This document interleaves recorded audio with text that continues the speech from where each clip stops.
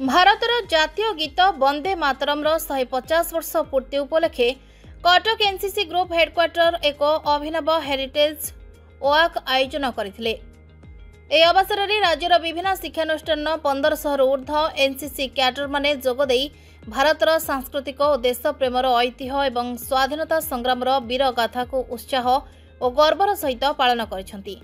ଏହି ଯାତ୍ରା ଐତିହାସିକ ବାରବାଟୀ ଦୁର୍ଗଠାରୁ ଆରମ୍ଭ ହୋଇ ନେତାଜୀ ସୁଭାଷ ଚନ୍ଦ୍ର ବୋଷଙ୍କ ଜନ୍ମସ୍ଥାନ ସଂଗ୍ରହାଳୟ ଦେଇ ଓଡ଼ିଶା ରାଜ୍ୟ ସାମୁଦାୟିକ ସଂଗ୍ରହାଳୟ ପର୍ଯ୍ୟନ୍ତ ଅତିକ୍ରମ କରିଥିଲା।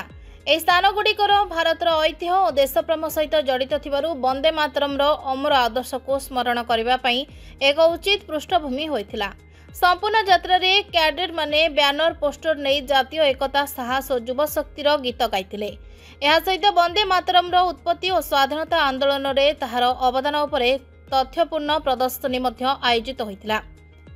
କାର୍ଯ୍ୟକ୍ରମକୁ ବିଭିନ୍ନ ଏନସିସିର ଅଧିକାରୀ ଅଧ୍ୟାପକ ଓ ସ୍ଥାନୀୟ ମାନ୍ୟଗଣ୍ୟ ଅତିଥିମାନେ ଫ୍ଲାଗ ଅଫ୍ କରିଥିଲେ ଏବଂ କ୍ୟାଡେଟମାନଙ୍କ ଶୃଙ୍ଖଳା ସହଭାଗିତା ଓ ଉତ୍ସାହକୁ ପ୍ରଶଂସା କରିଥିଲେ।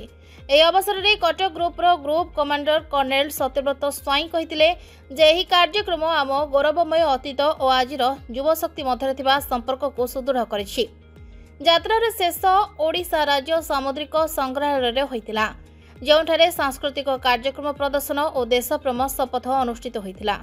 ବନ୍ଦେ ମାତରମ୍ର ପ୍ରକମ୍ପିତ ସ୍ୱର ବାୟୁମଣ୍ଡଳରେ ଦେଶପ୍ରେମର ଭାବନା ସୃଷ୍ଟି କରିଥିଲା। ଏହି କାର୍ଯ୍ୟକ୍ରମ ଭାରତର ଅଭିନ୍ନ ଏକତା ଓ ମାତୃଭୂମି ପ୍ରତି ଅସୀମ ଭକ୍ତିର ଅବିଚଳ ବାର୍ତ୍ତାକୁ ପୁନର୍ଧ୍ୱନିତ କରିଥିଲା। କଟକରୁ ଜୟଦେବ ପାଣିଙ୍କ ରିପୋର୍ଟ, ହର୍ଷିକା ମିଡିଆ।